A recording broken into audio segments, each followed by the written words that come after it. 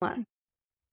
Hey everyone, I've got Phil Zorob and Alex Langshaw on the call, and we're having an interesting chat about marketing measurement and where it's going. And so we decided to record our session today, so that everyone can kind of pull out the best bits. And yeah, it's going to be an interesting chat. And I'm going to hand over to Phil first to give us a quick run through around what he's sort of seen happen. Let's say over like the last 5 years. Phil, is that fair? And I'm going back further than that. Go ahead. All right. Well, I'm going to pass it to you there. Just keep up a bit, just like with a bit about like your background as well, so people know. Yeah, cool. So my name is Phil Zorab, and I'm the managing director of a business called Ground Control Data, and we are a trans-Tasman, so Melbourne and Auckland kind of based business, and we kind of specialize in technology to help advertisers better understand, optimize, and predict marketing outcomes. I'm from an agency background, so Alex and I know each other from my days at Dentsu. So I used to be a regional technology MD at iProspect, which is Dentsu's performance agency. Back before that, I used to run performance in Australia, and then way back before that, I had my own digital agency over 20 years ago, which is a bit horrifying to say. I then returned to Australia as chief data officer for Dentsu. And obviously this is where kind of really big place where that kind of holistic measurement and understanding became kind of really critical. But obviously all the way through, I've had a really big focus on understanding the effectiveness of kind of what you're doing. We kind of dial right back. The way that kind of measurement was done traditionally was through marketing mix modeling and then econometrics. And this has been going for decades, and it was the kind of gold standard, particularly for your kind of FMCG businesses trying to understand how much money to put on TV versus radio versus press, because those were essentially the kind of key channels, maybe some cinema and some kind of outdoor advertising. But you had your kind of big picture understanding. You'd have years and years of historical data, and you can kind of run models and look at, as we changed our mix of media across these different channels, what happened to the volume of sales that we had for our particular product. And so that was like a really key way that marketing was measured, and it was fantastic and has been fantastic and used kind of consistently for a long time. But then as digital came in and got bigger and bigger, and we about 10, 15 years of the threat of digital being bigger than traditional offline media, and we've probably long since kind of surpassed that. There where kind of MMM kind of falls down is takes a long time, and I experienced this from in my Dentsu days. We had our data decisions team, and it was always a big frustration on that, the time to value, and it might be 5-6 months after a campaign is run before you can actually deliver the insights about how effective was that activity. And then because of digital and all the granularity with digital, kind of fell short on understanding like all the levers that you could pull. So you could maybe go, here's how much money we should put into search and social, but you couldn't get down into what are those different kind of tactics and activities that we're doing within those different channels. And obviously there's really, really different ways that you use those channels in terms of conquesting your kind of brand activity, kind of remarketing, generic keywords, and there's all sorts of different ways. They've all got different dynamics in terms of the cost to acquire customers, interrelationship with your brand, what it drives in terms of immediate versus kind of downstream kind of sales. And MMM's really not been able to deal with that. Really digital heavy kind of advertisers, this is where kind of multi-touch attribution kind of came into play. And multi-touch attribution is actually using long level data from your kind of ad server platform, less so your analytics platform, because it couldn't get the kind of impression exposures from there. It kind of rebuilds that, builds that customer journey and looks at what are all the different exposures to advertising that had led somebody through to kind of conversion. And I've worked on kind of tons of multi-touch attribution projects in the past, and they give you really great transparency and understanding about what's going on, but they fall really short because you don't have offline, you don't have the impact of brand, you don't have the impact of external activity. And while that can be really good at telling you what's happened, can't really use them for kind of prediction and forecasting because the modeling isn't really that sophisticated. So that's just, in theory there. And then the really big issue that's been impacting kind of multi-type distribution and recent years is just the issues of cookie deprecation and signal loss, um, because you've just got an enormous amount of that customer journey data kind of missing. So, if somebody takes 2 or 3 months to convert, uh, you might see them as coming back to your website, 17 different times at 17 different new users, not understanding what was the different activities and interactions that they've kind of had along the way.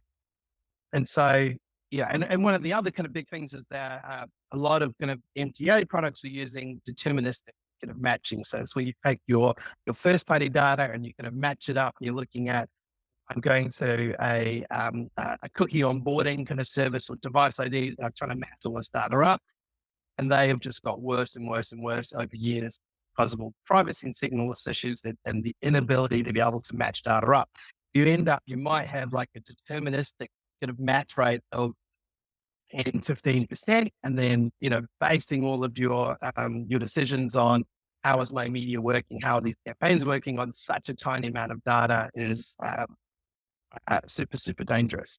And then all of that, and I've just kind of skipped over the last touch on the last. And if I just interrupt you there, Philip, which I would just say to you that um, you're talking in the main about MTA and match rate. Uh, Match rates are even worse when you look at B2B versus B2C. And so, for an entire sector of marketers, B2B marketers, it's like, it just doesn't work. Not even single digits. Yeah, it's so, that's just off the table. But even 15% to me is it's a scary little number. Oh, and then, the other kind of really thing to kind of call out is last touch attribution. And everybody is using last touch attribution in some shape or form. Well, I'm still horrified by the number of advertisers I meet who are doing it, everything that they do. And I still can't quite get my head around it. But I understand it is the data that's there. It's cheap and easy. All of the kind of platforms going to use it. Everything's wrong, but everything's similarly wrong. And you can just kind of, use your gut feel to help kind of guide along. I met an insurance company recently. They do all of their attribution on last touch, which is shocking. But this is the big reason why so much money has been spent on Google and Facebook, because they're holding the keys to measurement, because all of that activity that you're doing to drive your brand, to drive awareness, to stimulate people to be interested in your activity, then gets picked up and somebody searching for your brand is clicking on your branded keyword kind of search ad, and then you get, you see the money coming through in the ROI, and it's a drug, and it's really, really hard to get the teams off that drug, because it's not, even though it could be the most sensible thing in the world to not spend that money, there are people that kind of look at that and just go, but why we take their money else, but we're going to get a lower ROI. They don't understand the kind of bigger picture of what's going on.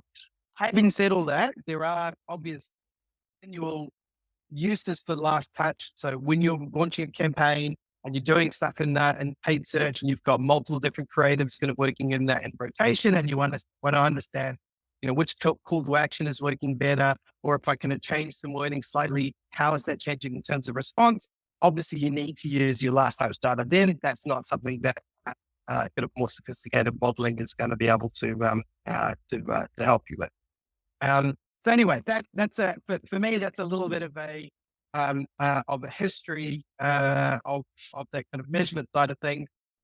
One thing I did want to kind of call out is what really kind of got me interested in this right to begin with was embarrassment talking to a client.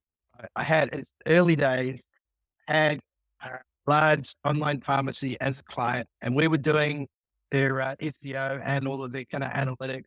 We were patting ourselves on the back on the amazing work that we'd done on driving all of this kind of organic traffic through. And the client mentioned, maybe that was the TV campaign that we launched last week. And I went, oh, yeah. Yeah, yeah, yeah. That could explain it. And then I was like, oh, this stuff is all interrelated. And years on, I'd go on and running kind of paid search activity, working with a big bank in Australia, and they're like, how do we get more activity out of our paid search goals? Like, buy more TV. That'll do it. So that's kind of coming from the performance background. That's I've kind of ended up looking at this kind of big picture kind of side of things. It's as good a catalyst as anything. Fear of embarrassment or embarrassment avoidment. Exactly. I mean, Um, Alex, like given as well, like obviously like you've been working in this space for a long time. Curious to hear from you, like given now thinking about like the history, what are you seeing agencies focusing on at the moment and maybe not focusing on enough? yeah, so maybe I'll just start with a little bit of introduction. Most recently, I was leading the global Google relationship at Dentsu Merkle. And prior to that, I was the co-founder and co-CEO at the Cardinal Path, which was a very large Google marketing platform reseller, and at its core, a measurement and analytics company. And uh, and one of the things at Cardinal Path that I was very focused on was that you're bringing us in, and we are going to instrument the entirety of your digital assets and make sure that that signal that you're getting across those assets is true, that it's robust, that it's comprehensive, and that it's going to give you good insight so that you can make good decisions on good data, because it's just a crime to make really good decisions on bad data. And the necessity to have that confidence in the data, and that the ability to surface insights in a rapid way from that data is really, really germane, because we're in an environment now, more less so back then, but still important back then, where you know the algorithms can spend very, very rapidly. And so if you think of things like Google, for example, PMAX, any of these algorithms, as we move towards more algorithmic bidding and value-based bidding and other things, if we don't have good signal going in, or if the signal is slightly off, they'll optimize to whatever that signal is. And so it can send you in a weird direction. So you the necessity for quality input on a signal has never been bigger, as far as I'm concerned. Um, the other reason why, so I mean, I just want to go to some of the things that Phil was saying. You talked about MMM and media mix marketing and modeling, sorry. And the reality is, it's like back to the future, because it was econometric modeling 20, 30 years ago, and back to that today. And the reason that it's back to that today is because it worked back then. And in fact, it works today. But back then, there was out of home, there was radio, there was TV, there was print.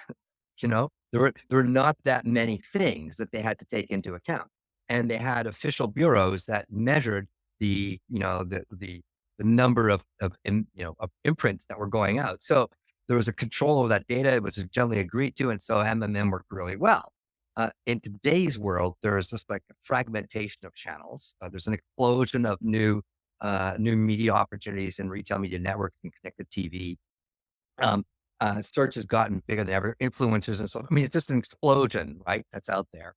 And so the sources of data and the places where you can put your money and do your advertising spend have just gotten very, very, very broad.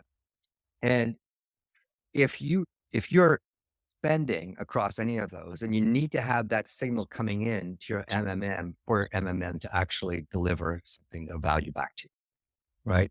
And uh, that's hard. Getting that right's hard.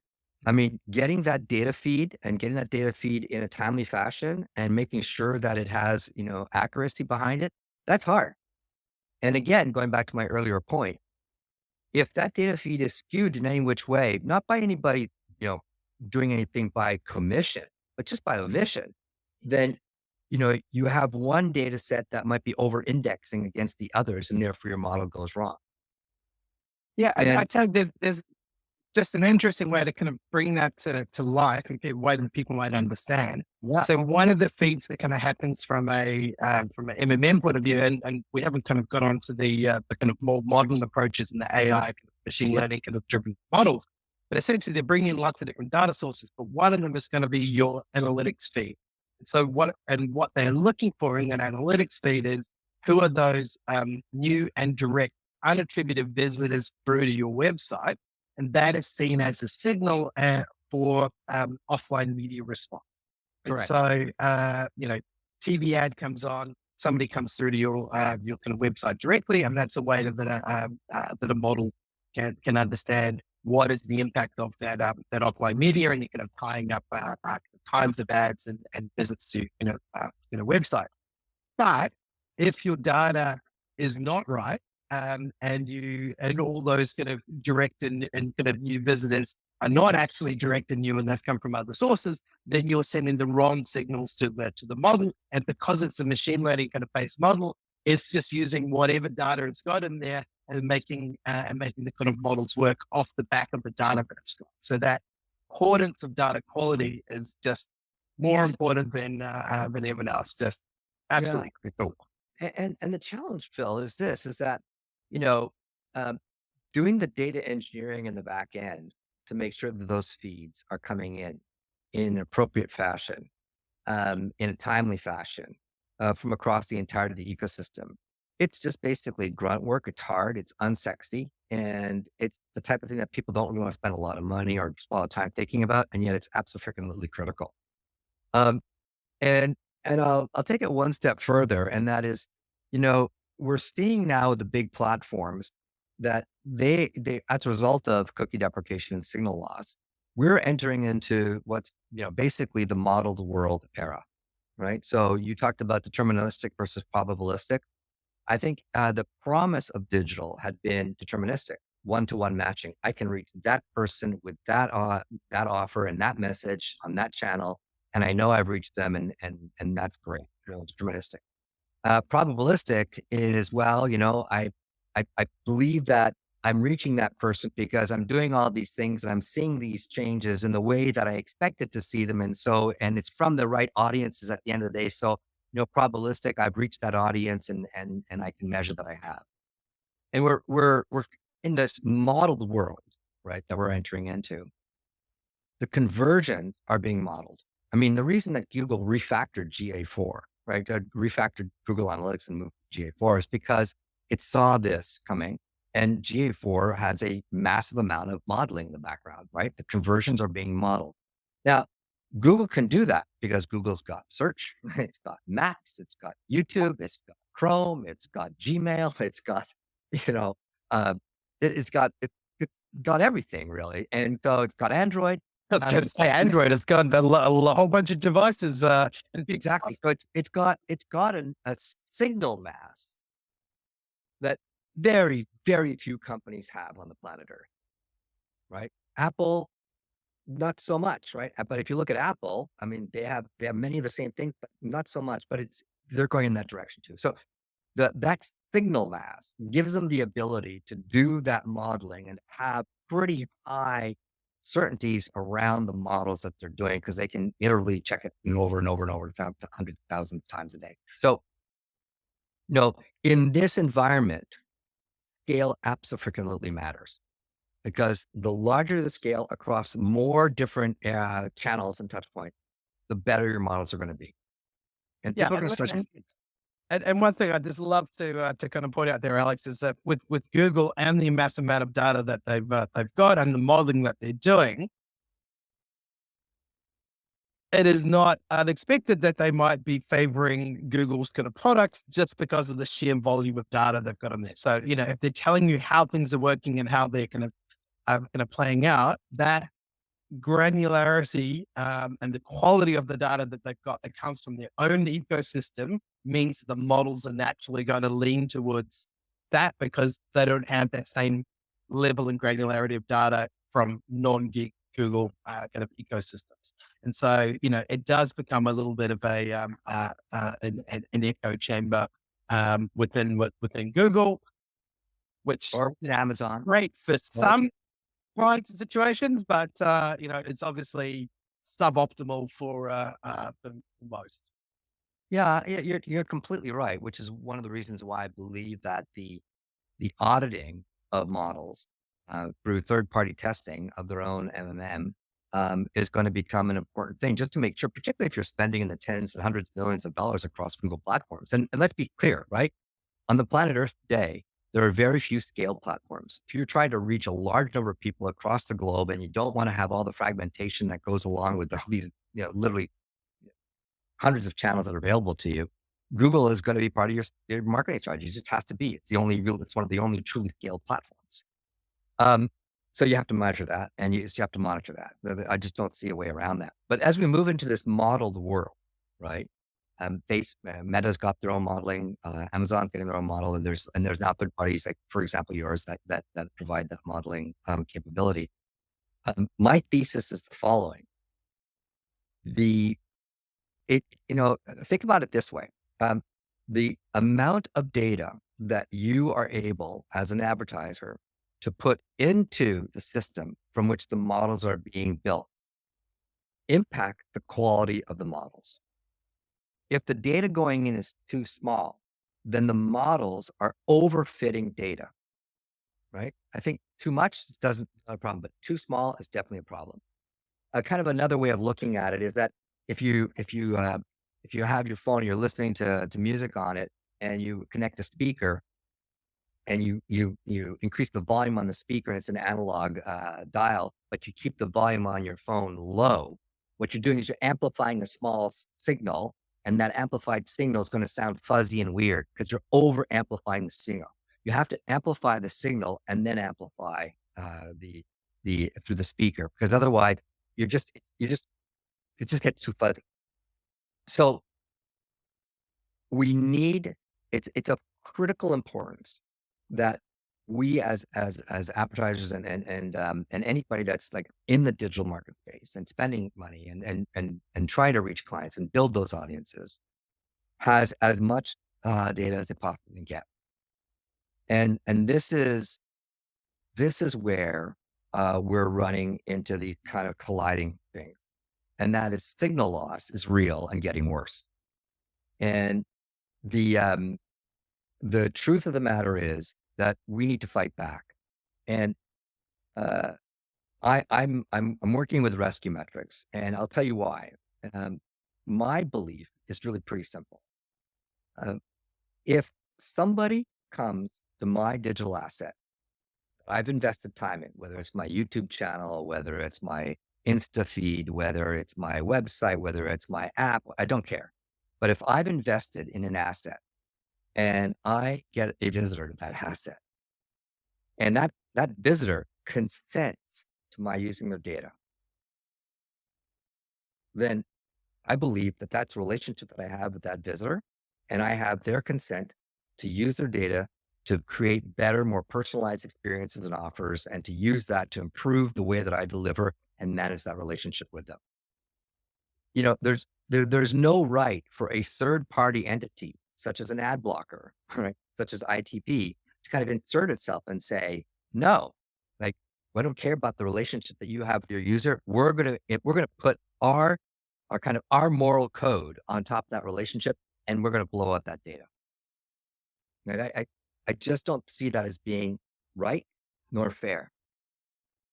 If you Also, but I mean, they're a blunt tool. Like their intended Not sure. purpose is stopping ads on publisher kind of websites to improve your kind of viewing or reading experience. Or I know people who are using kind of ad blockers under the idea that it's somehow going to stretch out the battery life on their phone, which is it's insane, to be honest. Um, but they're not intending on having this effect of wiping out all of the data that they're doing. But they're there to sell ad blockers, and damn the consequences. And it is brutal. I mean, just if we think about the global economic consequences of misallocation of budget due to people using the wrong data, skewed data, and just you've got all these users on kind of Apple devices, your kind of short cookie window kind of browsers, no matter what device you're on, kind of ad blockers. And we're talking 40, 50% of data. And so what we can see is just a subset of what's actually kind of going on. And the more that we're using kind of machines to optimize everything for it, just because of the sheer scale of data, they're just operating on the signals that they can see. And so the signal loss issue is just absolutely kind of paramount. Yeah, Um, that's why I say I think that we're entering into this like the signal loss and the modeled world. These two things are not compatible, right? They're just not compatible. Um, and I'll take it another step too, Phil. Let's just talk for a second, get a little bit statisticky with the audience here, okay? Um, when we talk about data, we normally are thinking about a normal distribution, which is a bell curve, right? So there's a mean, and on either side of the mean, it's 50% on either side. It's just a nice bell curve. Um, and or we yeah. So let's take it out now. Now let's just say that in your user base, what you notice is that you've got 50% are using one, let's say Android, and 50% are using iOS, right? So if I'm looking at that, then I've got basically two populations. Now, um, that's important because an iOS visitor is having all of their data managed very, very differently than an Android user, at least today. Right? Those are two different things. Now, you can't really commingle those because they're two different things. And you shouldn't commingle those because when you take a look at those iOS users, you may find that they skew younger and or they skew higher incomes demographic and or different education demographic and or a rural versus suburban versus urban divide. I mean, there's a lot of differences that relate back to platforms. So if you're if you're not taking that into account, then it really is not a distribution that's normal. It's very lumpy. And general rule about statistics is that when you have any segment of a population that's 20%. So if I have a population of 100, but I have 20 people in that population that are behaving in a very different way, I no longer have a normal distribution curve. I have basically a bimodal distribution curve. I have two peaks. And if you take the average of two peaks, you get the trough, which is where nobody is. So, from a statistics perspective, if we don't take into account the nature and distribution of our audiences, then we could actually be optimizing troughs. yeah. Right? Which is, I mean, truly bad. So what we need to do is we need to first of all level set and ensure that we're recapturing as much signal as we possibly can. So let me go back to my earlier statement, right? And that is, if I have done my marketing effort to create good, high quality content related to a great brand message and a great brand ethos, and I have great products and a fantastic customer experience, I've invested across all of that. And somebody says, "Hey, listen, I know that, and I want to say yes to you. I'm consenting to you using my data." Then I have that right. I believe I have that right. Ad blockers, blunt force, they should not get in the way of that. And so that signal is, I would say to you, perhaps the most important signal, because these are the people that actually know you and you want to really understand them, because the people that know you and are aware of you are not the people that you're trying to find that are new customers. So again, you need to separate those out. You need to understand what worked to get those people in, and you need to make sure that you're not spending the type of cash in the same type of, let's say, campaign strategy, because those people are brand loyal or brand aware. And so we need to get that signal back. We just need to get that signal back.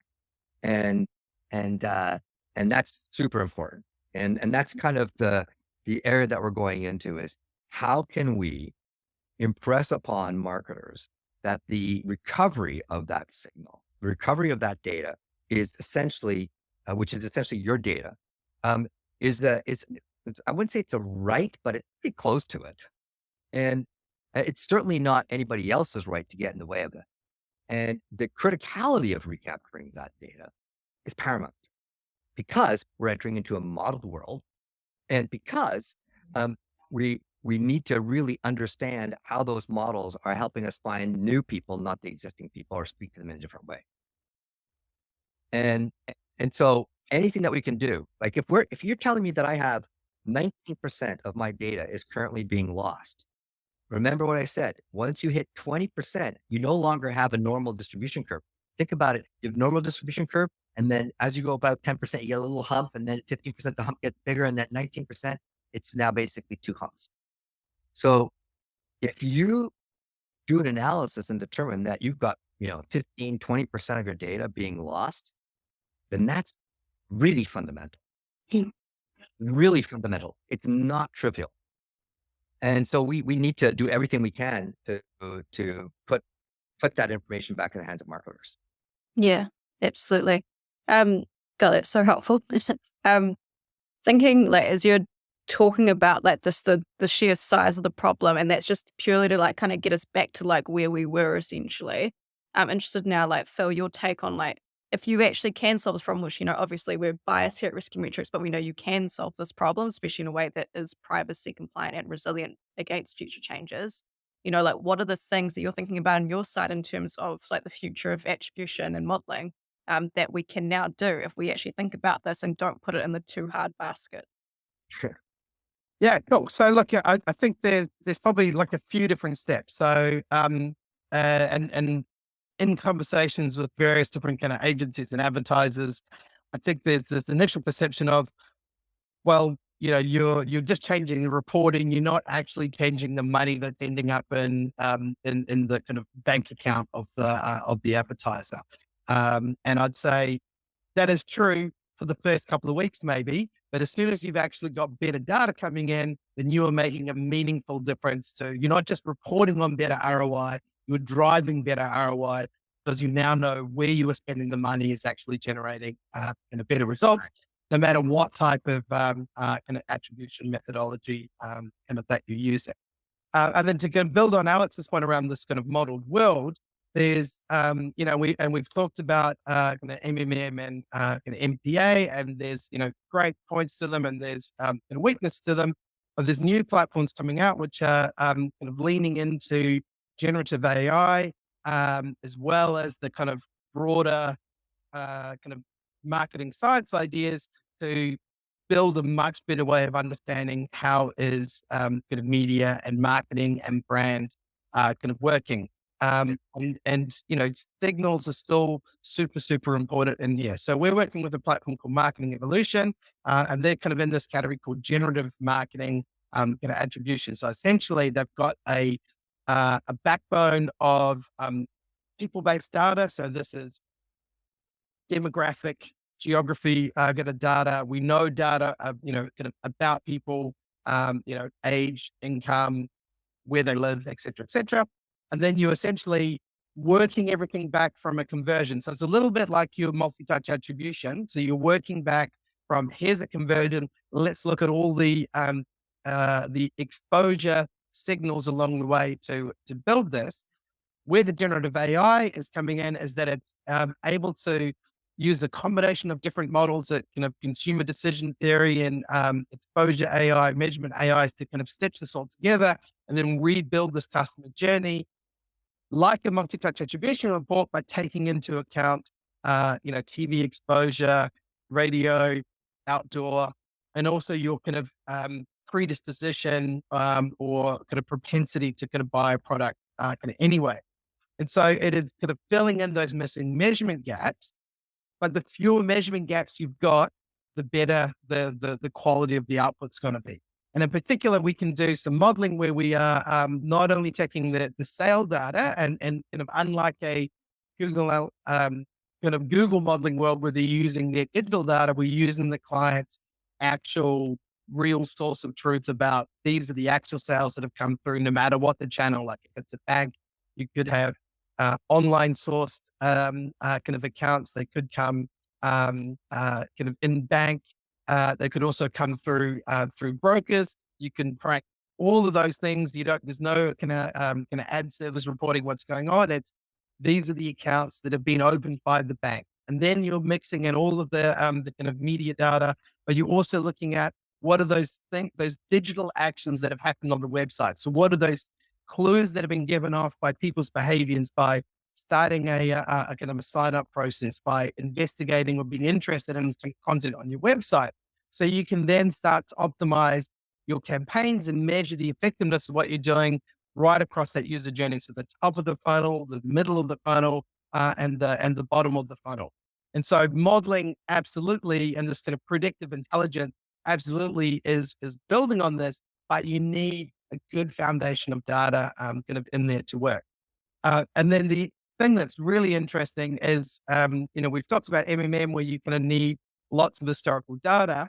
One of the big challenges that we're kind of facing with advertisers at the moment is they're worried about the COVID taint of their data from 3 years ago and 2 years ago, because obviously we had a really significant shock to the system, changes in media prices, changes in media behavior, changes in consumer behavior, a lot more kind of online shopping, stuff that's not happening in store, types of things that people are buying were really, really different.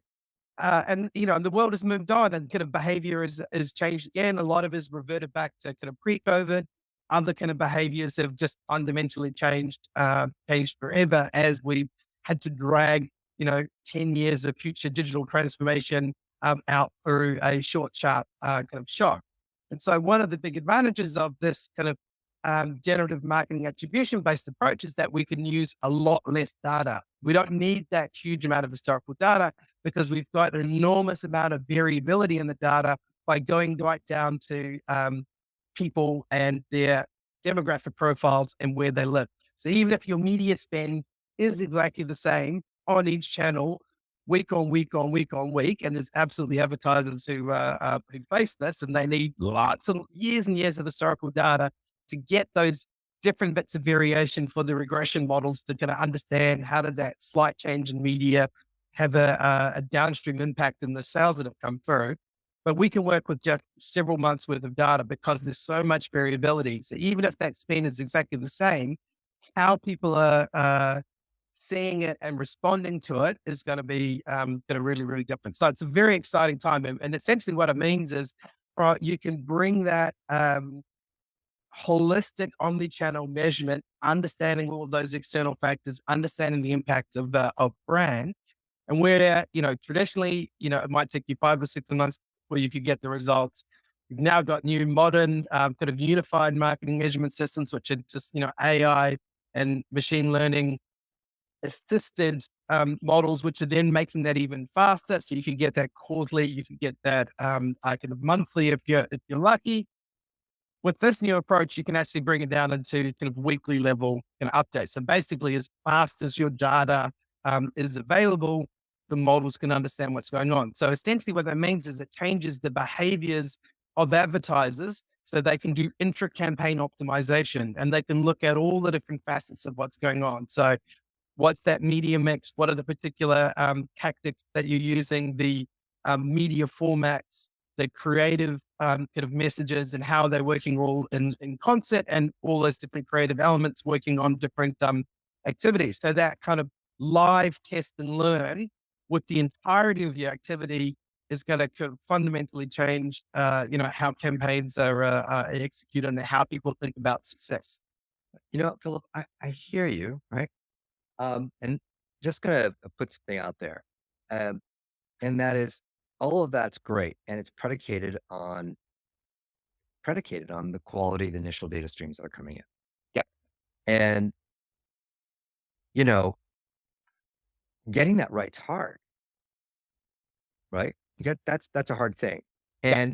And having, run an analytics agency, uh, the tendency is to want to get that done. It's a dismissive approach. Oh, that's just tagging, right? Or that's just, ETL, and let's just bring that into a data lake. And it's actually not. It's actually quite complicated. It's some, depending on what the stack is that you're walking into, can be very complex. Multiple different owners, the people that are doing, you know, loyalty are over here with their CRM data, and they're like, never the twain shall meet with the people that are doing the e-commerce side of things, who are different from, the people that are doing the marketing. But like, it's just like organizationally, it's hard, Yeah. and it is. I didn't You say it was easy. I know I didn't hear you say that either. But what I'm trying to get down here is that, we tend to want to try and get this done at the best price possible. Like, who doesn't want that? The reality is, in a complicated, complex, fragmented ecosystem where these models are running at light speed, because they are running at light speed, and speed of light is electricity, uh, then you can radically go wrong really quickly. And so it is. I'm just trying to make the plea that we need to go back to basics to make sure, before we kind of go into this high maturity stuff of like generative AI around all my, like the new version of MTA is generative AI attribution. Like, before we go there, let's make sure that foundationally, across the entirety of our ecosystem, our digital ecosystem, wherever we're spending, that we know what the data is that we're getting back. We understand where it comes from. We understand that it's of quality. We trust it. If the API is going to get changed, we have a deal with them that they've got to give us like 3 weeks notice before any API is changed. So any small little things like that that matter, right? And that we, like advertisers, are making sure that we are doing the right thing. We're practicing safe analytics on our own assets. Like, I would submit to you that if you don't have a tool to enable you to capture data across your own digital assets, then that's just basically not the standard of care. That's like, nobody would go into a hospital and not expect to get a little bracelet, because that's the standard of care, to make sure that we know who we are. You get scanned every time before any medication is given, so that we know that we're not giving the wrong person the wrong medication. And that's just standard of care, right? This is standard of care. If you're not doing this, then you're basically purposefully a- acknowledging that I'm going to set my starting blocks up, 19% or 20% or 30% behind any of my peers when it comes to data quality. Yeah. And if you're okay with that, knock yourself out. But understand that it's going to bite you. It's going to bite you. And the problem is only going to get worse. So, um, I, I, I, I, I tend to go back to high school algebra. It's a very complicated problem set. How can I reduce it to its basics? Okay, well, the most basic thing is, let's make sure that we understand how we've deployed our pixels across our ecosystem, and that tagging environment is done right. Yeah, and look, 100% agree. And also, so like, as part of any kind of thing, any clients I'm talking to, kind of about this kind of new analytics, and absolutely, this is a kind of basic hygiene factor. Yeah, Yeah, right. the other really key thing is you need to have already done some kind of exercise of some dashboarding to bring all of your different data sets together. Because if you that for me, that is like that next step on, you've been able to bring those different bits of your organization together to unify your different data. Even if you're not doing sophisticated modeling on it, just the practice of, you've got some good naming conventions across your different kind of products and business units. You've got you've got all your different kind of ad accounts.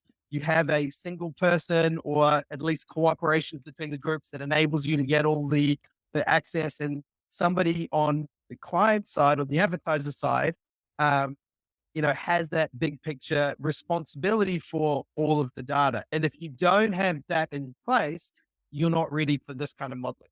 No, and that's and again, I'm speaking very honestly here, because it's something I believe, right? Which is, these things are not static. They're constantly changing. As I mentioned earlier on, APIs change all the time. Products change all the time. Uh, it is not set it and forget it. It's not deploy it and forget it. It's an ongoing process. Um, that's really critical, and it should be part of your overall data governance process. So, as much as we are concerned about the misuse of data or the lack of consent, and consent has to be attached to all the data sets that we have, and we're able to have an audit system that shows that's just the case, we should also be, auditing those various data sources on a regular basis and the deployment of our pixels. Because if you suddenly get signal loss in one place and you're not aware of it, then that signal loss is going into your models. And it's really hard once those models have been crunched to go back and recrunch them to get the right thing in. So, and again, as I keep trying to say, the speed at which this happens and the spend is going on and it's being optimized, you can spend a lot badly quickly. And actually, to the ongoing auditing part, I think that's another great point. So while RescueMetrics is going to help you collect all of that data where the tags are on your website, you need something to help you understand, are my tags actually all there to begin with? And the number of times where I've been working on campaigns, and you see a cost per acquisition has kind of gone up, or your ROI has been down. You're trying to figure out what's going on. You spend hours digging through your Yeah. it's Yeah. not all go, oh God, the tag has fallen off and nobody's noticed. And it's only when you've got the end of month reporting that you've figured it out. And it's, that again, for that fear of embarrassment, like that to me is like the most horrifying thing. So, having that due diligence that you're making sure that, all of your tags are working at a system level, they're behaving properly, they are, and you are being privacy compliant, is critical. And then RescueMetrics making sure that, when the tags are there, that they're actually firing and those signals are kind of coming through. So for me, that's like, it's really great hygiene factor for making sure that all of you kind of protecting all of your digital data and then setting you up for success. But whatever kind of measurement or attribution you're doing. Yeah. Blind agreement. That auditing factor is again, as I say, it's not very sexy and it's absolutely critical. So yeah, aligned. Those really great points. I'm imagining we could actually create a, like, Phil and Alex's survival guide for advertisers who care about data quality after this. Cool. So we've got a few minutes left, and so we can pretty much start wrapping up. This has been really helpful, just thinking about like foundationally, even if you're not looking to do a big bang, mixed media modeling or any sort of huge sort of data project, there's still just a basic hygiene here just to make sure that you're working with the right data. Um, but I'm just interested just to sort of wrap up, thinking about the customers that you two speak with like on a daily basis, like what are just the key bits of advice or like key things that you think people need to be thinking about if you're spending money on media right now that they're not thinking about enough? Start Yeah, with well, you. it's Well, I could answer that in many different ways. I think the first way is this: is that um, you need to be curious. Mm, Like, you need to be curious, and so we know that there is signal loss. We know that's as a result of ITP, ATT, ad blocking, whatever else. We know that there's signal loss, and so we should assume, and I think it's a correct assumption, that any of the data that we're looking at in any of the systems is going to be perturbed by that signal loss. And that should elicit curiosity. How much? mm, Simple as that. If I'm spending across multiple channels and I've got a reasonable size media budget, and I know that my path to purchase eventually goes through digital, then this is core information. And so curiosity would simply lead me, as a scientist by training, to say, well, I need to understand what that could be. I don't know. Is that 5%? Is that 2%? Is that 30%? I don't know the shape of it. Is it mostly mobile? Is it mostly desktop? I don't know the shape of it. Is it Android? Is it iOS? Is it, Safari? Is it Brave? I don't know. And if you don't know, then what that means is the numbers that you're looking at have baked in that signal loss, and you don't know the extent of it. And so you're getting results. Definitely you're getting results. And you're kind of like jacking the system by putting more money into the spend, and you're getting more results. Imagine if you're able to understand what the impediments were, where the signal loss was, and how that would boost your ROAS. You know, mm, to have that knowledge would help you say, "Oh my gosh, we're overspending here. Like we've maxed out our curve on this channel because we didn't realize we were losing all this signal. And so therefore we've way maxed out and every dollar that we're spending there is just not going to produce anything." Well, that's the type of thing I'd want to know. Yeah. I want to know that. Um, and if I don't have that answer at my fingertips, then I've got to go find it. So what what I see is that there are some media agencies and there are some performance agencies and analytics agencies who are really switched on to this, and there are others who are not. And I see some advertisers that are really switched on to it, and I see others that are not. It's a curve, right? There's different levels of maturity across the industry. Um, the the thing is that in a world of declining budgets or tightness around budgets, we have to be, and we have a fiduciary obligation to do everything that we can to make sure that that spend is being done really well. And uh, I, I'm not sure I'm seeing the level of curiosity Mm. that I'd like to see.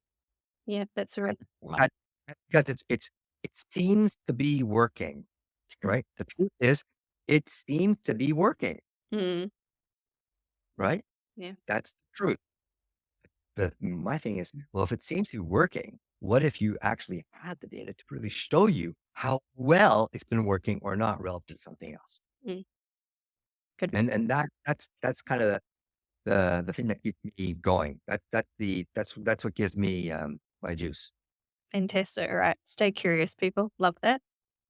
Phil, what would you say? Look, one last thing is just, understanding that this is all a system, and all these things get into play. So we've got this one side of the story, which is around targeting new customers and bringing Right. them in. But then we've got a big job to do about getting them through the process and turning them into customers. And a big part of that is going to be the experience. And so, a lot of brands are now investing really heavily in um, customer experience Yeah. and investing heavily in kind of CX and UX tools, A/B testing, and things like that. What they may not be aware of is the fact that the signal loss is really skewing the data that they're seeing coming through from their tests. So if you just think of like, you know, 1 in 5 of your users are not participating in your test, that's obviously going to really impact what you're seeing. But if, for example, your target audience is younger males who are tech savvy with a high income, who are probably more 50, 60% likely to have an ad blocker, then you are just completely missing out on your target audience participating in your test. So you're not optimizing your experiences and you're leaving money on the table by not having their data kind of in there. And so, and those conversion rates and that kind of user experience is going to have a really, really big impact, big multiplier effect on how effective your acquisition money is working. Because, you can max out what you're doing from an acquisition point of view, and you can make it more efficient by making the kind of conversion process kind of work better. And if you've got both of those things finely tuned because you're running off all the data, just imagine what you can do.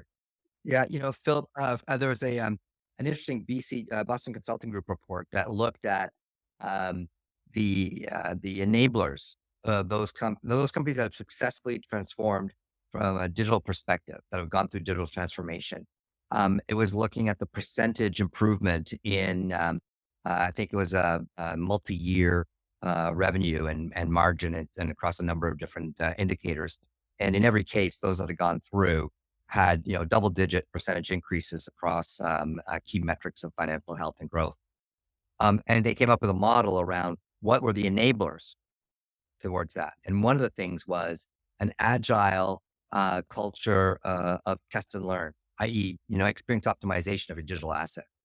And your point is exactly right on. That is like, that's bottom of the funnel stuff. And that signal is super, super important to you. And that's all your signal, right? So you're constantly playing with that. Like these, BCG says it, those companies that invest in those teams see better returns because, that's that last mile. And if you're not looking at the full signal, then you're not getting the full picture. Yeah. Nice. I think that's a really good point to sort of to end on there. Go, we're so lucky to have both of you in the RescueMetrics ecosystem. You, Alex, actually like Yeah. the team now, which is very good. So yeah, we'll wrap it up there. But this is so helpful. Thank you both for joining. And I'm going to just stop the recording there. Thank you, anyone Thank you. who's listened. Thank you, Chloe. Thank you, Phil.